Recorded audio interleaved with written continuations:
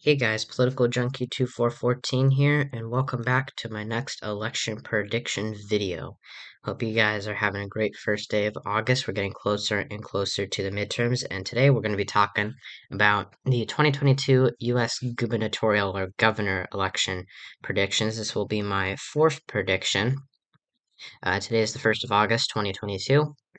Hope y'all are having a good day. We are less than 100 days until the midterm elections, which is very exciting, and I am going to be, doing predictions more, um, not daily. That'll be like at the very end, like in the last week or so.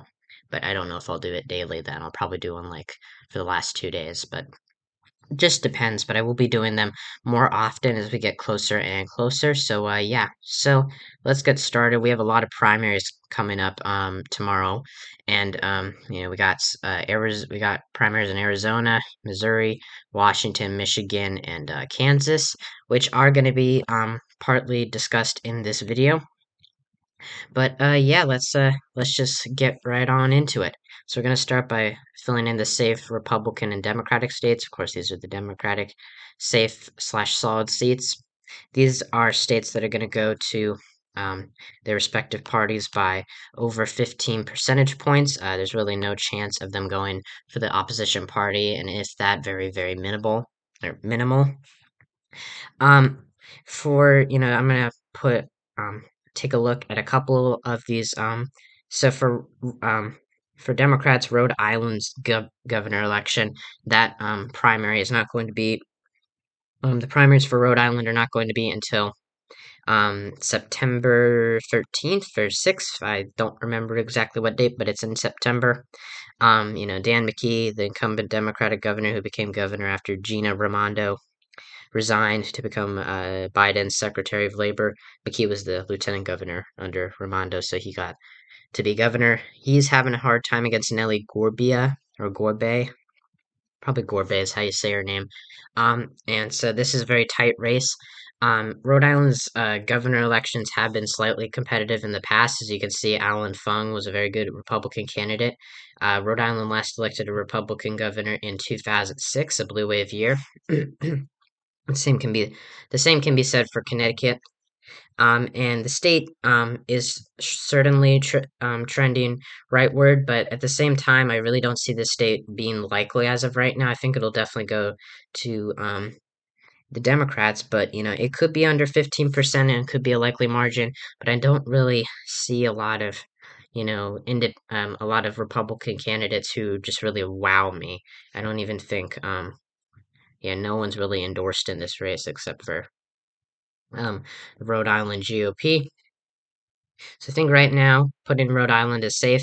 In Iowa, Kim Reynolds is running for her re-election. She won pretty narrowly last time in 2018, a blue wave year. She did outperform polling. She was expected to lose. Excuse me. But she ended up, she ended up winning by about 3 percentage points. She succeeded Terry Branstad after who's the longest-serving governor in United States history. After Branstad resigned to become part of the Trump administration. I can't remember exactly what role he was nominated to. And so Reynolds has been a pretty popular figure in Iowa, from my understanding. I have not looked at her approval ratings, but from my guesses, she's pretty popular. Don't like to go off many assumptions, though. She's going up against Deidre DeJear, who is the Democratic candidate. I think, Iowa's Senate race is going to be pretty competitive, considering Chuck Grassley's age and his, the polling, Seltzer and Co.'s polls, being so close for, Chuck Grassley, and that was a very accurate pollster in 2020. Had Trump winning the state by 7, he won it by 8. So, yeah. And as you can see, in the same poll in the Seltzer and Co. polls here, Reynolds is leading by 17% in this poll and 8% in this poll. This Republican-sponsored poll showed her leading by 15 points. So I think she could win by a likely margin, but Iowa has become such a Republican state, it's going to be very hard for Democrats to win there. They really need a perfect national environment. 2020 looked like Iowa might go blue on the Senate level and possibly on the presidential level, but of course both Joe Biden and Teresa Greenfield ended up flopping. The last safe race that I want to talk about before we get into the likely states is South Carolina. Henry McMaster is the incumbent Republican governor. He won by 8 points, I think. Yeah, 8 points in 2018. He succeeded Nikki Haley after she became Trump's ambassador to China, or the U.S. ambassador to China. Joe Cunningham is a former congressman. He's the Democratic nominee. He's a good candidate, but at the same time, South Carolina is a very red state. There's really no chance of him winning there, and I think that it could very well be over 15%. I think Tim Scott's going to, take a lot of the black vote in his concurrent Senate election, and so that's why I have South Carolina pretty much as solid for Tim Scott on the Senate side. And he's also won by solid margins both times before. So yeah, and I think McMaster could probably do the same here as well. So yeah, so that's all of the solid slash safe states. Getting into the likely states. For Democrats, we have quite a few. I'm going to keep Colorado as a likely state. I do think Jared Polis can win by over 15%, but I want to be safe here. I think that Joe O'Dea will probably, and Heidi Ganahl are probably the better candidates that Republicans could have run in Colorado. Excuse me, I can't speak today. But Jared Polis is an extremely popular Democratic governor, the first openly gay governor of any state in the United States, in its history. He, won by 10 points in 2018 after John Hickenlooper, who's now a U.S. Senator, only won by 3. It was, a red wave environment in 2014, but 2018 was a good year for Democrats, and 2022 is not going to be too bad for them in Colorado. The Senate candidate Joe O'Dea for the Republicans might inspire a little bit of anti-Polis turnout, but, Colorado does, it's had a very strong leftward shift, especially in the last couple of years. In Illinois, not a lot's changed about this race. J.B. Pritzker, incumbent Democratic governor, is seeking re-election against Trump-endorsed Republican Darren Bailey. Surprisingly, the polling here has been slightly closer than expected. In 2018, Pritzker actually defeated Republican Bruce Rauner, who was the incumbent Republican governor at that time. He won in 2014. And Pritzker won by 15.7%, so about 16 points. I think that he can win by a solid margin, but he doesn't have a lot of room to fall in terms of, a safe margin, but he definitely has room to fall in his governor's election and his governor's race, and I don't think that Illinois is going to be as competitive as some right-wingers may lead you to believe. In Michigan, this is one of the states that has a primary within the next couple of tomorrow. Gretchen Whitmer's is the incumbent Democratic governor. She's headed for re-election. I don't agree with 538's estimation that this race is going to be a safe Democratic state. I think that because James Craig and a lot of good Republicans that could have challenged Whitmer they didn't drop out. They were forced out. They were removed from the ballot by the election board in Michigan because they had lied about the amount of signatures that they had acquired, which allowed them to get on the ballot, but it was discovered that they lied. James Craig, who's expected to take on Whitmer and possibly even win.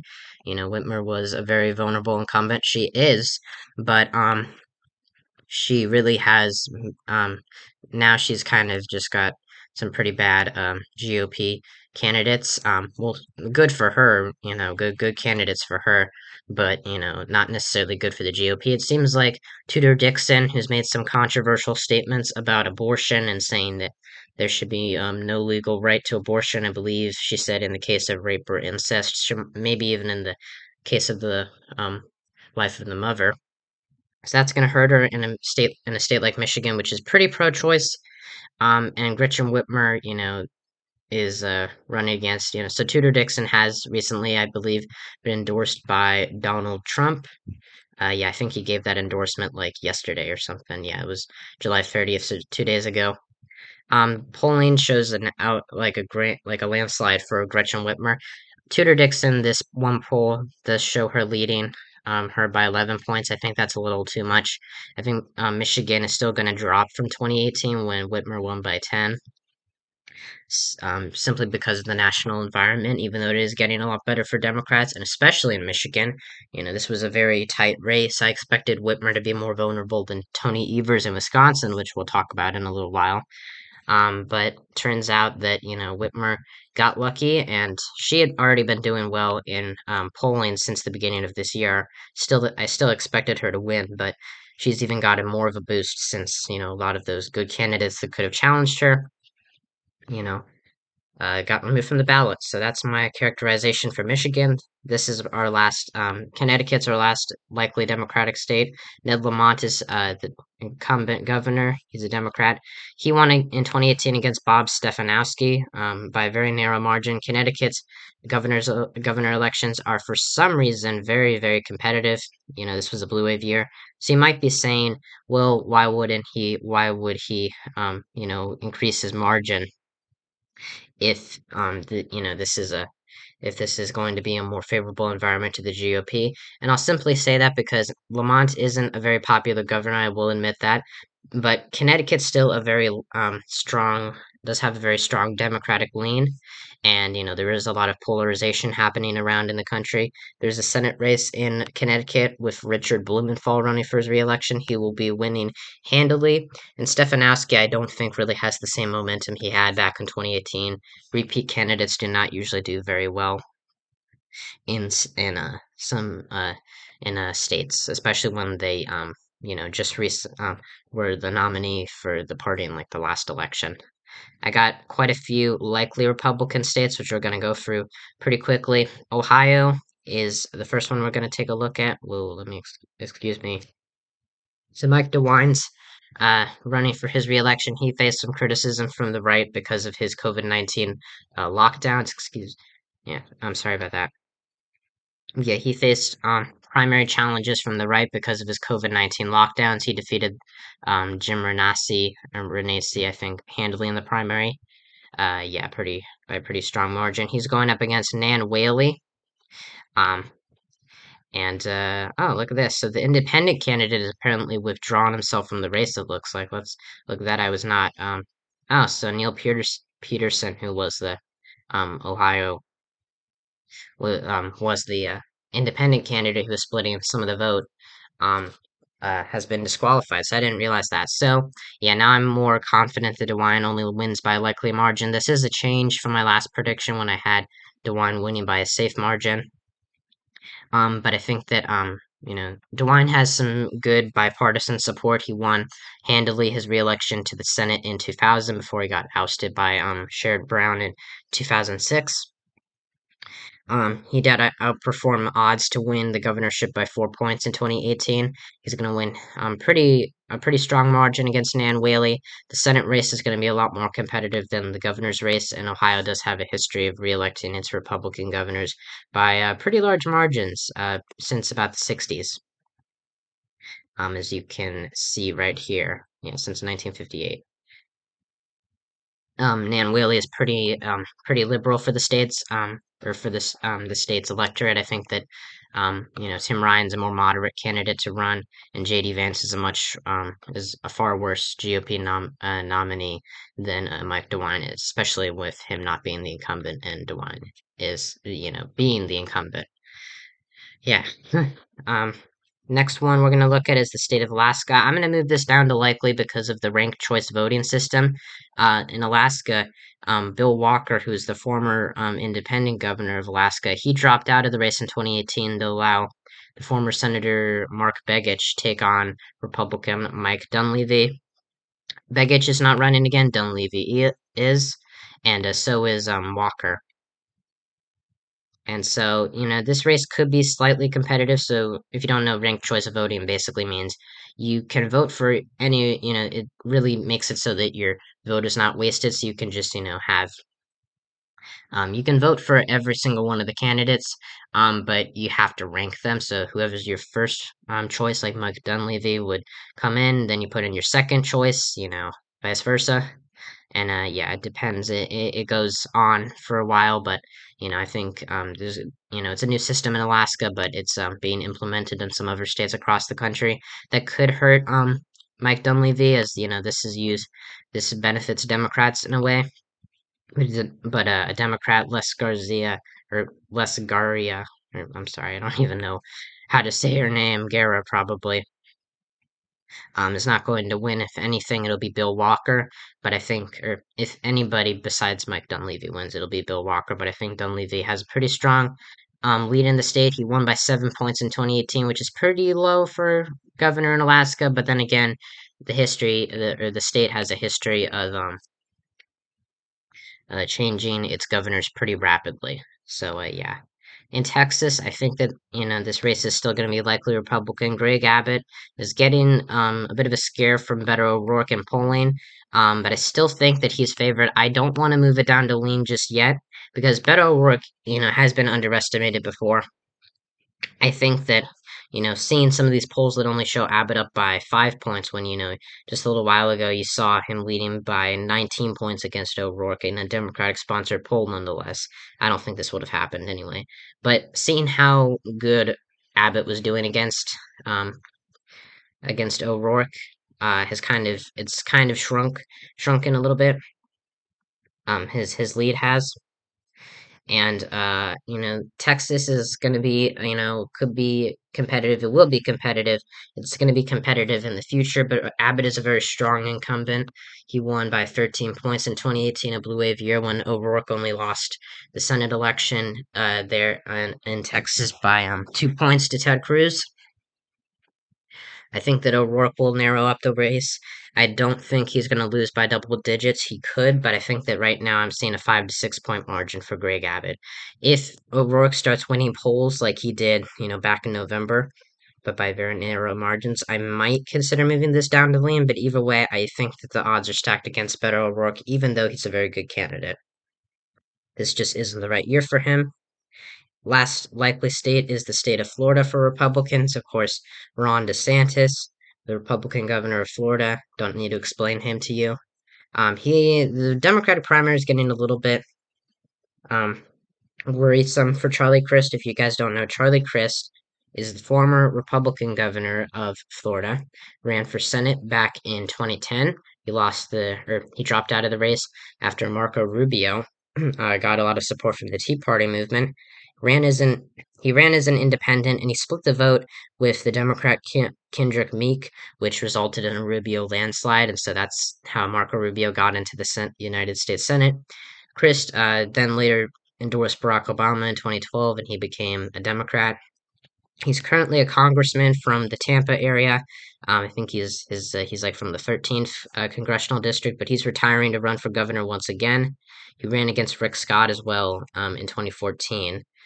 This was, of course, the same Rick Scott who is now a senator from Florida as well.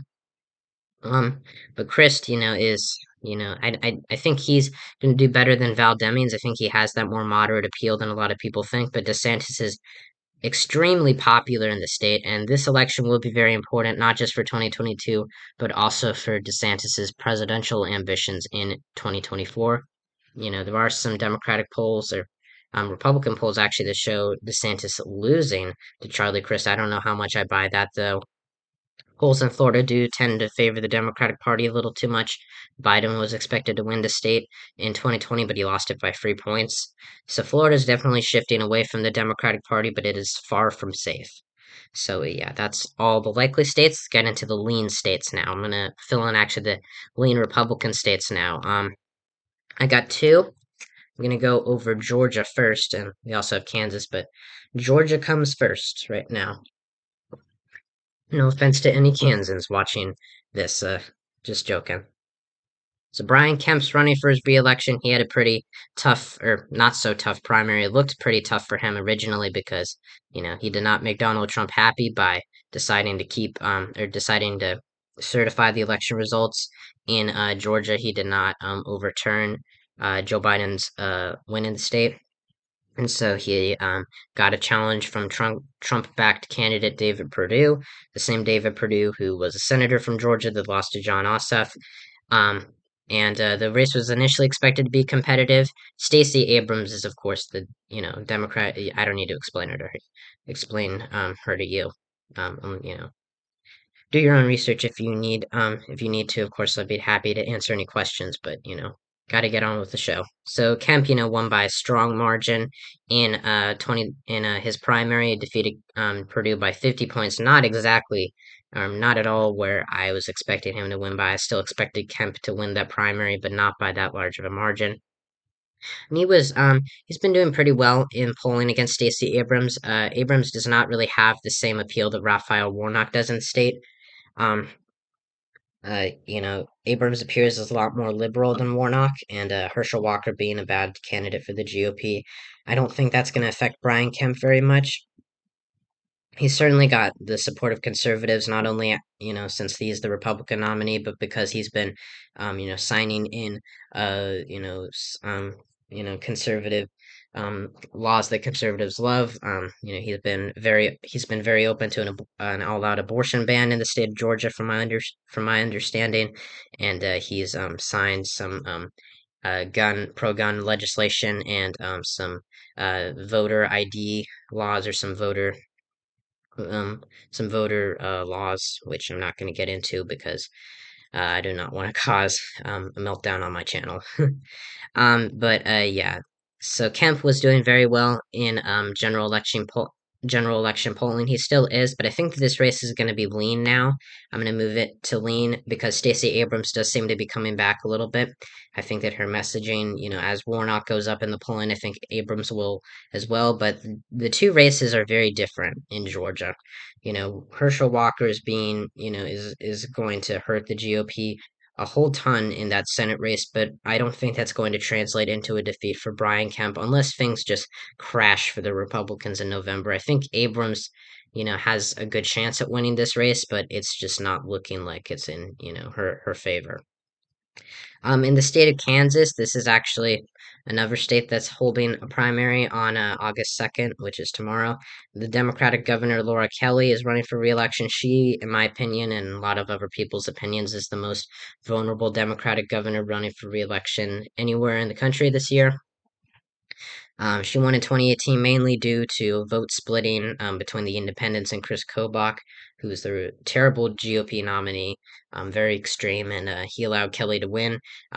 Kelly probably may still have won had Kobach not been if the independent vote splitting had not been so great, and if Kobach didn't win the GOP nomination, but the chances would have gone, pretty much they would have been a lot lower for Laura Kelly's election, and Chris Kobach is unfortunately for Laura Kelly, is not running for governor. He's running for, I believe, attorney general, and so Derek Schmidt, who's actually the current attorney general, seems to be the clear Republican nominee. And Laura Kelly is obviously the presumptive Democratic nominee. And so, this race we haven't gotten a lot of polling out of the state of Kansas. The last one we got was a 4-point lead for Derek Schmidt. It was sponsored by Chris Kobach's campaign for Attorney General. So I think that Kelly will lose. It's going to be very hard for her to hold on to her seat. And I think that the abortion referendum that will also be on the ballot tomorrow could really change the perspective of this race. I think it could really, either a yes or a no outcome on that decision could go in different ways. If it's a yes, then that could energize pro-life Republicans and pro-life voters to come out and support Derek Schmidt.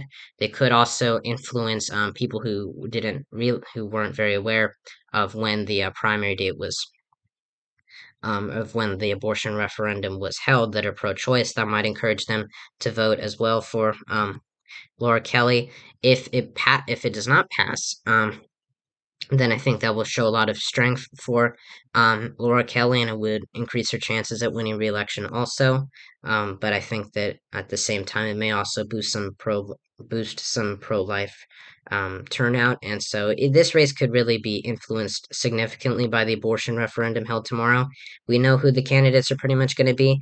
I think that this race could Laura Kelly could hold on, but it's going to take a lot for Democrats to do that. I think that they have a better chance of winning Georgia than they do at winning Kansas. I don't know about that, but that you get my point. Everything else would have to go perfectly for the Democratic Party. I'm going to try to hurry up on the lean Democratic states. In Oregon, Tina Kotek is running to replace Kate Brown. The elections in Oregon for the governor are usually pretty competitive, and there is an independent in the race, Betsy Johnson, who's more of a liberal Democrat, and she's going to split the vote with Tina Kotek, who, and Kotek is also the current speaker of the Oregon House of Representatives, or was. I don't believe she is anymore. The Republican is Christine Drazan. I don't exactly remember her role. I think she might have also been um, a state representative, but she is doing fairly well in polling. Let's go to Oregon. Yeah, she's doing fairly well in polling. Let's look. Yeah, she's the former minority leader of the Oregon House. Um, she's doing very well in polling, but there's a lot of undecided voters, and also, excuse me, a lot of votes going to Betsy Johnson. I don't think she's going to end up winning over 20% of the vote. She might win like 10%, but usually independents get a lot more get a lot higher of percentages in polling than they do in the general election. And I think that Oregon could be, with it being an open race and being, a state that has not elected a Republican governor in 40 years, but still has, competitive elections, even though it's a pretty Democratic state at the federal level. This one could be a surprise for Democrats, but I think right now Kotek does have an advantage of probably 3 or 4 points. In New Mexico, Michelle Lujan Grisham, I've seen a lot of people dooming on her chances and overhyping, in my opinion, overhyping Mark Ronchetti, who's the Republican nominee. I think that Ron Chetty does have a strong chance at winning this race, but to be honest, I just I his own campaign sponsored poll did have him winning, which is a big plus for him. And this race is going to be very very close. But it's going to be pretty close. But this own poll sponsored by his campaign only had him leading by 1 point. And let's say that these undecided voters break for Lujan Grisham. I think that New Mexico is going to be very competitive, even though it's a pretty liberal state at the federal level. Lujan Grisham won by a pretty strong amount in 2018. But her scandals, her sexual misconduct scandals, are going to hurt her in the state, but I think that it's still New Mexico. It could be like Virginia and swing to the right, but New Mexico is bluer than Virginia. And Glenn and Mark Ronchetti, excuse me, is no Glenn Youngkin by my understanding. I could be very wrong. Lujan Grissom could lose her race, but right now I think that she has the clear advantage, and I think people need to remember that New Mexico is still the Democratic state. This will be a pretty close election, in my opinion. Probably one of the closer races the Democrats win, but I still think that Grisham has the total upper hand, especially when Ron Chetty lost to Ben Ray Lujan in the Senate election in 2020 by 6 points, which is pretty good for a Republican, but still, I just don't see Lujan Grisham losing right now. She very well could, but I don't see it happening. In Minnesota, Tim Walz is running for his reelection against Scott Jensen. There has been a new poll coming out that I think showed him leading by 4 points, and it was sponsored by Jensen's campaign, which means it's probably biased towards him. Yeah, by Seingel. I don't know how recent this. Well, I mean, this was taken like 2 weeks ago, but I only saw it until today. I didn't see it until today. There are some undecided voters. The race, in terms of the margin of error, and some of these other polls, they do show a pretty close race. I was tempted to move this race into the likely column, but I just want to be, sure. I want to be as accurate as possible, and I think Minnesota could really narrow up. It would take a lot for the state to go red. Everything else would have to go perfectly for the GOP in this in the governor elections, but I think that this race could be a lot closer. Tim Walz, though, has a lot of room to fall as he won by 11 points in 2018. In Pennsylvania, Doug Mastriano is pretty much getting abandoned by the GOP. They really along with Mehmet Oz. I talked about this in my Senate election prediction a couple days ago. Josh Shapiro is doing very well in polling. I was a little alarmed to see how close some of these polls originally were, but he has been doing pretty well, even in this own Fox News poll, winning by 10 percentage points. I think Mastriano is definitely being underrated in terms of his electability, of course. I'm not going to offer my personal opinion on him. I'm sure you can guess. Um, but he's a very extreme candidate. I think he'll do better than Mehmet Oz probably. But I think that Josh Shapiro, being the incumbent Democratic Attorney General and getting the most votes for a Democratic candidate in a statewide election in Pennsylvania history, even outpacing Joe Biden in the state, is pretty impressive to say the least. And I think that Shapiro, it would take a lot for me to see Shapiro lose, but Mastriano, I think, is going to get a lot closer than some people may think. Finally, for the less lean Democratic state, I'm sorry this video is going on so long. These governor election predictions. Oh, excuse me. These governor predictions, though, they take a lot longer because there's a lot more races to cover. In Maine, Janet Mills is running for her re-election against the former Republican Governor Paul LePage. He is pretty much Trump before Trump, self-described as that. And I think that LePage, he won in 2010 and 2014, but that was mainly due to vote splitting. Look at how many look at how much vote splitting there was in 2010. In 2014, he got lucky. He got lucky because of his because of the national environment, I think. But with him being so unpopular and being so controversial in the state, they went for Janet Mills in 2018. I think they'll go for her again. This state could also be influenced by the Roe v. Wade decision pretty heavily with in terms of abortion access. I did have the state as likely before, but I think, right now I'm moving it down to, or I'm gonna, keep it as lean. And yeah, I think that that's a fair assumption because LePage very well could win this race, but I think that um, Maine voters are going to be concerned about abortion rights, and having LePage as a governor, kind of showed them how controversial he is, and it's really up to them. It's up to everybody to decide who they want to keep leading or take over. To keep leading the Maine state government. This race could be a lot closer than some people expect, but I think that Janet Mills has a clear edge over Paul LePage. So these last three races are pretty much the closest races. They could go either way, and I also want to point out Republicans have won the majority in the National Governors Association. So we're going to go over these races one at a time, probably pretty slowly. I'm going to try not to take too long. For the tilt Democratic state, I have Nevada. Now, Nevada is very, very close in my opinion. Steve Sisolak is a very good incumbent. He outperformed polling in 2018 to win against Adam Laxalt, who's the same, Laxalt, who's running against Catherine Cortez Masto. Joe Lombardo is a good candidate for the GOP to nominate. If Dean Heller was the nominee or Joey Gilbert, I'd probably have it as lean.